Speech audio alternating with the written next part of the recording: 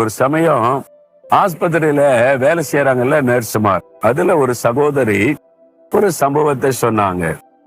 அந்த ஆஸ்பத்திரிக்கு ஒரு டீனேஜ் கேர்ள், அதாவது இளம் பருவத்தில் இருக்கிற ஒரு இளம் வாலிப பெண், ஸ்கூல்ல படிக்கிற ஒரு பெண், அவளுக்கு ஒரு கொடிய வியாதி பாதிக்கப்பட்டு விட்டது. அதுல கொண்டு வந்து ஆஸ்பத்திரியில சேர்த்தாங்க. அது டியூமர், அதனால பெரிய பாதிப்பு, பிழைக்கிறது கஷ்டம். தலைக்குள்ள டியூமர் வந்துட்டா பிழைக்கிறது கஷ்டம் இல்ல, பாதிப்பு. அதனால ஆஸ்பத்திரியில வச்சு எவ்வளவு ட்ரீட்மெண்ட் கொடுக்கறாங்க. அவளுக்கு தெரிஞ்சுட்டு பிழைக்கிறதுக்கு வழியே இல்லை. கொஞ்ச நாள் ஆஸ்பத்திரியில இருந்து தெரிந்து விட்டது. வேதனை ஒரு பக்கம் இருக்கும், மரணம் ஒரு பக்கம் நெருங்கிட்டே இருக்குது. ஆனா அந்த மகள் படுக்கையில இருக்க மாட்டாளாம்.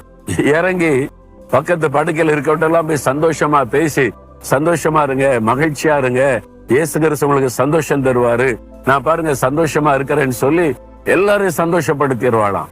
யாராவது துக்கமா இருந்தா, இருக்க துக்கமா இருக்கீங்க, இந்த வியாதியெல்லாம் இயேசு சுகமாக்கிடுவாரு, நீங்க சந்தோஷமா இருங்கன்னு அவங்களுக்கெல்லாம் போய் ஜெபம் பண்ணி எல்லாரையும் சந்தோஷப்படுத்திடுவா.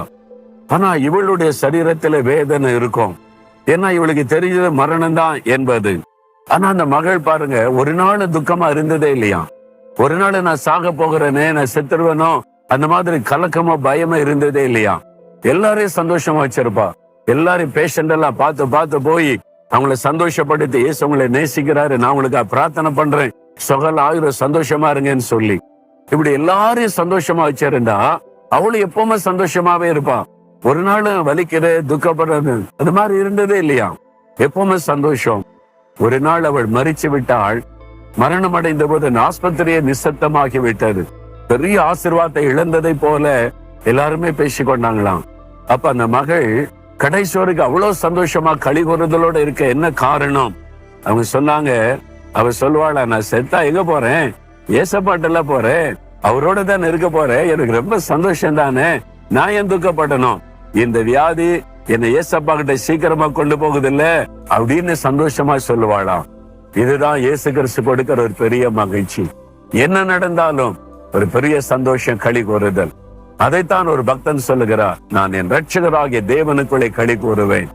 இயேசுடைய உள்ளத்துல வந்துட்டா இந்த சந்தோஷம் தாங்க. நம்ம சுத்தி என்ன நடந்தாலும், நம்முடைய வாழ்க்கையில எத்தனை புயல்கள் வந்து மோதினாலும் உள்ளத்துல ஒரு அமைதியும் உள்ளத்துல ஒரு சந்தோஷம் இருக்கு பாருங்க. இந்த சந்தோஷம் உங்களுக்கு இருக்குதா?